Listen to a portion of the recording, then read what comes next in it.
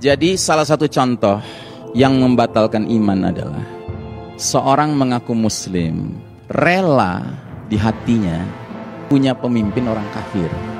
Itu termasuk membatalkan keimanan. Ya. Al-Maidah 51.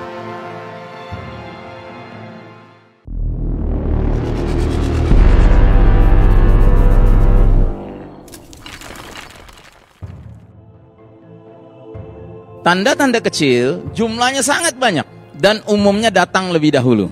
Kalau tanda-tanda besar jumlahnya cuma 10, datang belakangan ketika kiamat sudah hampir dekat terjadi, berlangsung.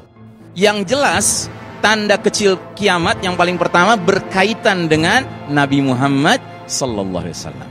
Kelahiran Nabi Muhammad sallallahu alaihi wasallam. Sebagian ulama mengatakan diutusnya Nabi Muhammad SAW, sebagian ulama mengatakan wafatnya Nabi Muhammad sallallahu alaihi wasallam. Kenapa? Karena Nabi kita di dalam surat Al-Ahzab dijuluki oleh Allah dengan julukan Khataman Nabiyyin, penutup rangkaian para nabi. Ya, artinya setelah beliau nggak ada lagi nabi yang diutus, apalagi membawa syariat baru. Ya. Dan karena itu pula Nabi kita sering dijuluki Nabi akhir zaman. Apa maknanya Nabi kita Nabi akhir zaman? Maknanya begitu beliau hadir ke dunia ini, ya, maka dunia ini memasuki lembaran akhir zaman. Ya. Dan kita umat Nabi Muhammad SAW dijuluki umat akhir zaman. Ya, kenapa kita disebut umat akhir zaman? Because we are the last of mankind. Kita ini ujung terakhir perjalanan umat manusia. Sesudah kita nggak ada lagi umat manusia, Pak.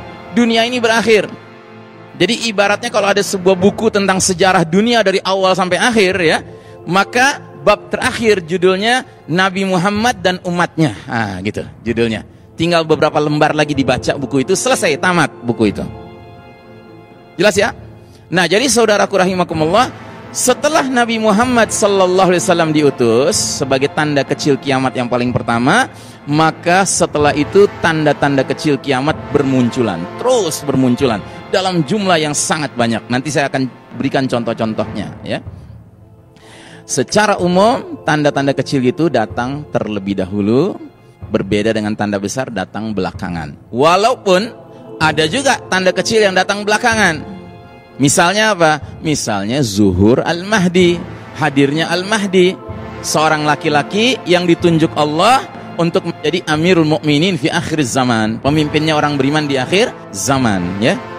Kemunculan Al-Mahdi adalah ketika tanda-tanda besar sudah mulai bermunculan. Tetapi Al-Mahdi bukan tanda besar, dia tanda kecil, ya. Lagi tanda kecil yang lebih di ujung lagi, ya. Dia munculnya ketika 9 tanda besar sudah muncul, tinggal 1 belum muncul tanda besar, tiba-tiba tanda kecil ini muncul. Apa itu? Angin lembut berhembus, lebih lembut dari sutra, kayak angin AC, adem gitu ya, sejuk gitu ya. Jadi angin lembut, aromanya wangi kata Nabi, kayak kesturi, kayak misik ya. Tugas angin itu mewafatkan orang-orang beriman semuanya. Sampai yang imannya tinggal seberat biji sawi sekalipun, seberat biji zarrah, asalkan ada imannya, dengan angin ini akan diwafatkan baik-baik ya. Sehingga kata Nabi kita, yang tinggal, yang tersisa, yang masih hidup adalah syirarin nas, manusia-manusia yang paling buruk, manusia-manusia yang paling jahat, orang-orang kafir 24 karat ya. Mereka akan melakukan aneka kemungkaran sampai ke derajat yang Allah akan datangkan ya, as-sa'ah, kiamat menimpa mereka ya. Masya Allah. Jadi Allah sayang sama kita orang beriman. Kalau masih ada orang beriman di muka bumi ini, sekalipun imannya tinggal seberat biji sawi, Allah tidak akan perintahkan malaikat Israfil meniupkan sangkakala sebagai tanda kiamat dimulai, karena masih ada orang beriman ya. Makanya kita harus jaga Pak iman kita ya. Jangan sampai pada hari ketika angin itu berhembus ya, teman-teman yang biasa ngaji di sini kena angin itu pada jatuh meninggal kan. Begitu kena kita, kita hidup, nggak mati gitu. Itu pertanda apa? Pertanda apa? Kalau kita kena angin lembut itu kita masih hidup, nggak mati. Tandanya apa Pak? Tandanya nggak ada iman walaupun seberat biji sawi. Dan kenapa bisa terjadi? Padahal kita merasa diri kita beriman, padahal kita sholat, padahal kita bayar zakat, padahal kita puasa di bulan Ramadan. Karena orang ini terlibat dalam sebuah dosa yang disebut nawaqidul iman, pembatal keimanan. Ya. Jadi dia terlibat dalam dosa yang membatalkan keimanan sambil dia merasa dirinya masih beriman. Padahal di mata Allah, selagi dia belum taubat dari dosa nawaqidul iman itu, maka sholatnya, puasanya, umrohnya, sedekahnya nggak ada nilainya sebelum dia taubat dari dosa pembatal keimanan itu. Perlu contoh nggak? Jadi contoh dosa nawaqidul iman adalah seorang mengaku muslim mengucapkan kata-kata semua agama sama, ya. Semua agama baik, semua agama benar, ya. Ini cukup menyebabkan dirinya terjerumus dalam dosa yang namanya nawaqidul iman, pembatal keimanan. Wah, Ustadz Iksan Tanjung ekstrim, masa ngomong gitu aja batal iman? Ya kalau saya ngomong begitu saja bener ngawur, itu ekstrim saya. Cuma masalahnya kan ada dalilnya. Dalilnya apa? Surat Ali Imran 19. Inna dina indallahil Islam. Sesungguhnya din yang Allah ridhai di sisinya hanyalah Islam. Kan itu makna ayatnya kan Pak? Ya, nggak boleh diterjemahkan sesungguhnya agama yang Allah ridhoi adalah berserah diri kepada Tuhan. Tuhannya siapa? Terserah. Nggak bisa. Al-Islam di situ bahasanya, bukan Islam. Kalau al-Islam artinya sudah tertentu Islam yang mana? Islam yang dibawa Nabi Muhammad sallallahu alaihi wasallam. Yang pasti bukan Islam Nusantara. Yang pasti. Tetapi Islam yang dibawa Nabi Muhammad sallallahu alaihi wasallam. Nah, hari ini ada nggak orang mengaku muslim mengucapkan semua agama baik, Pak? Ada kan? Dan kenapa mereka demikian? Karena mereka membiarkan dirinya, ya, dihantam oleh ghazul fikri, perang pemikiran yang dilansir oleh musuh-musuh Islam, al-Yahud wan Nasara, ya, yang mana mereka menyebarluaskan salah satu ajaran yang namanya pluralisme, ya. Jadi pluralisme itu ajaran yang sangat berbahaya, Pak. Karena dia bukan saja menyebabkan seseorang itu menjadi rusak pemikirannya, tetapi akidahnya bahkan batal di sisi Allah Subhanahu wa taala. Itu satu contoh. Ada contoh lain lagi pembatal keimanan, apa? Jadi salah satu contoh yang membatalkan iman adalah seorang mengaku muslim, rela di hatinya punya pemimpin orang kafir. Itu termasuk membatalkan keimanan. Ya, Al-Maidah 51. Khususnya di mana? Di tengah-tengahnya. Ya, ada bagian di mana Allah Taala berfirman, "Wa may yatawallahum minkum fa innahu minhum." Barang siapa di antara kalian, hai orang beriman, berwala, ya kan? Berwala itu artinya loyalitasnya diserahkan kepada al-Yahud wan Nasara, ya kan? Maka dia telah menjadi golongan mereka, kata Allah. Artinya sama Allah dicoret dari keanggotaan umat Islam. Yang berarti apa? Batal imannya, nggak diakui sama Allah keimanannya. Nah, hari ini ada nggak orang mengaku muslim rela punya pemimpin orang kafir, Bapak dan Ibu? Ada nggak? Banyak, ya kan? Baik, nah jadi saudaraku rahimakumullah, adapun tanda-tanda besar yang 10, kata Nabi SAW, dia punya beberapa ciri. Ciri pertama, tanda besar ini semua datang belakangan menjelang kiamat terjadi, ya. Ciri kedua, semua tanda besar ini laksana manzumat. Manzumat itu artinya biji-biji marjan, biji tasbih yang diikat dengan benang, ya. Diam dia selagi benang itu utuh. Tapi begitu benangnya digunting, biji pertama jatuh, diikuti dengan biji kedua, ketiga, keempat, kelima, sampai ke 10. Artinya, kalau satu tanda besar sudah muncul, tanda-tanda besar berikutnya akan bermunculan dengan cepat sekali, ya. Makanya kalau kita merasa yakin sebentar lagi tanda besar muncul, berarti sebentar lagi tanda besar yang pertama muncul, kedua muncul, ketiga muncul, berarti sampai ke 10 muncul, gak lama lagi, Pak. Makanya kalau ada orang bilang, Ustadz, itu gimana sih tentang hadis yang mengatakan umur umat Islam 1500 tahun? Jawabannya, iya memang ada, tetapi hadisnya doif. Hadisnya doif, artinya apa? Tidak boleh kita jadikan sebuah keyakinan mutlak, karena hadisnya doif. Tapi ingat, sebuah hadis doif, jika menyangkut masa depan, lalu ternyata terbukti benar, ya, maka kedoifan hadis itu hilang. Karena doifnya dikaitkan dengan mata rantai pembawa beritanya. Sedangkan isi hadisnya, teks hadisnya belum tentu salah. Sekarang kalau misalnya benar 1500 tahun umur umat Islam total ya, kita sekarang sudah di tahun berapa Hijriah? 1439. 1439 Hijriah itu bukan umur umat Islam. Itu adalah umur umat Islam semenjak peristiwa hijrah. Sementara umur satu umat dihitungnya sejak kapan? Sejak Nabi umat itu diutus. Nah, Nabi Muhammad SAW diutus berapa tahun sebelum hijrah? 13 tahun sebelum hijrah. Berarti umur umat Islam sekarang 1439 tambah 13 tahun. Yang berarti berapa? 1452 tahun ya. Umur kita nih umat Islam nih sudah 1452 tahun. Jika ternyata hadis dhaif itu benar, 1500 tahun adalah batas akhir umur umat Islam, yang berarti di saat itulah nanti angin lembut berhembus mencabut ruh orang-orang beriman. Berarti tinggal berapa tahun lagi? 48 tahun lagi ya. Berarti masih lama sekali ya. Setuju nggak? Masih lama sekali? Enggak ya, nggak setuju ya. Memang nggak setuju. Memang udah deket. Makanya saya berulang-ulang kali mengingatkan Bapak dan Ibu rahimakumullah, semakin kita mengkaji kajian akhir zaman, semakin kita akan berpegang kepada satu kaedah. Apa itu kaedahnya? Lebih baik keliru menyangka sudah dekat daripada keliru menyangka masih jauh. Kenapa demikian? Karena memang orang yang selalu menyadari as-sa'ah sudah dekat, dia condong menjadi orang yang semangatnya semangat i'dad, persiapan-persiapan menghadapi huru-hara akhir zaman ya. Kan ada hadis bunyinya begini, idza matan nas qamat qiyamatahu. Bila seseorang meninggal dunia, sudah tegaklah kiamatnya dia ya. Jadi kiamat ada dua.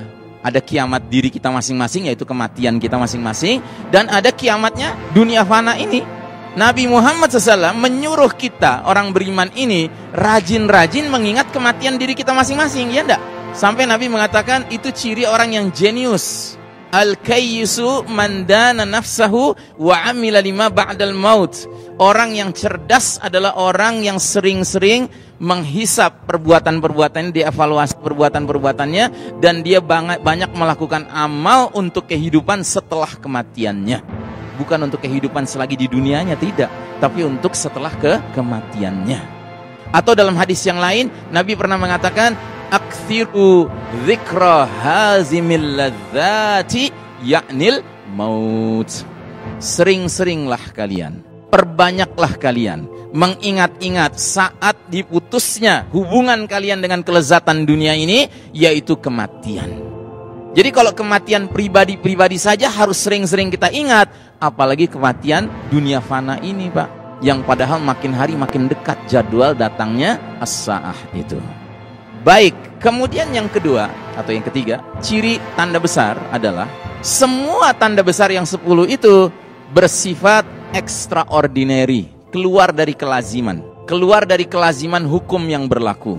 Contohnya misalnya apa? Misalnya tulu isyamsi min maghribiha, terbitnya matahari dari tempat terbenamnya. Ini kan peristiwa yang keluar dari hukum yang selama ini berlaku, sehingga nanti pada hari tersebut manusia akan tercengang menunggu-nunggu matahari terbit di timur, tiba-tiba dia muncul dari belakang, dari arah barat. Kagetlah semua manusia. Apalagi kata Nabi, memang itu peristiwa yang besar, yaitu peristiwa tanda di langit bahwa pintu taubat sudah tertutup. Kalau ada orang mau bertaubat saat matahari sudah terbit dari barat, terlambat dia, nggak diterima taubatnya. Atau contoh lain, tanda besar yang juga extraordinary. Semua tanda besar extraordinary. Dabatul ard, binatang melata keluar dari perut bumi, itu kan tanda yang luar biasa. Yang dalam Al-Quran dikatakan kalau muncul binatang melata itu, dia akan diizinkan Allah berbicara dengan manusia. Bayangkan, dia akan bawa tongkat Nabi Musa alaihissalam, dia akan bawa cincinnya Nabi Sulaiman alaihissalam, dia akan kasih tanda siapa orang beriman, siapa orang kafir. Kalau dia ketemu orang beriman, maka orang beriman itu dibuat cemerlang wajahnya, bersinar wajahnya, bercahaya wajahnya. Tapi kalau dia ketemu orang kafir, dia akan kasih stempel di hidungnya.